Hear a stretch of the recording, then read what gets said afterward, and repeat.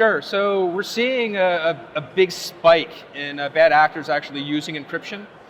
They're using it in their malware, they're using it in their attacks, and it makes sense because when traffic is encrypted, it's hard for the good guys to actually see what's going on. It's hard to inspect, it's hard to take apart, because encryption does the job that it's supposed to do. It keeps that data private. And attackers, bad actors, criminals, they're actually using this to their benefit so they don't get caught while they're in the process of doing something. It's kind of like being able to rob a bank when you're invisible. If you can't see it, it's hard to actually defend against. Yeah, so it's a big problem for security teams. We're used to being able to sniff our networks to see what's going on. We're used to being able to just open up binaries to see how they work. Malware reversing does that specifically.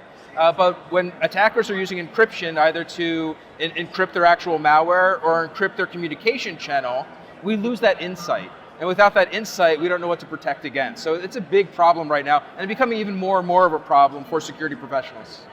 So there are things that we can do about that. So there are various methods that we can use to decrypt the traffic. That's one method. And essentially what you're doing is you're performing a man-in-the-middle attack against your own network, so that you're sort of sitting in the middle of the traffic.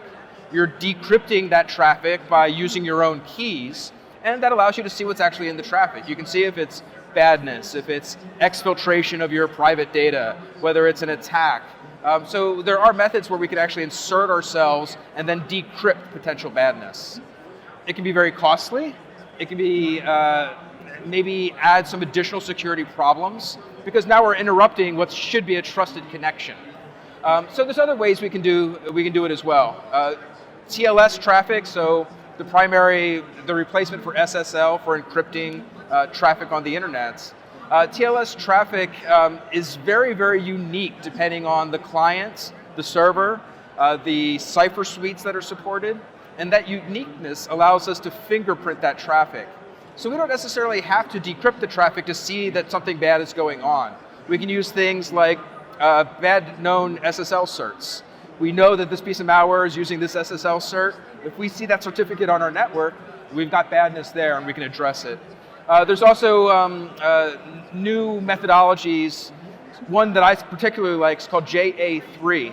And JA3 does that same sort of fingerprinting, but it uses more of the actual TLS traffic to develop that fingerprint. It's not just the certificate, it's the IP addresses being used. It's the cipher suites that are supported.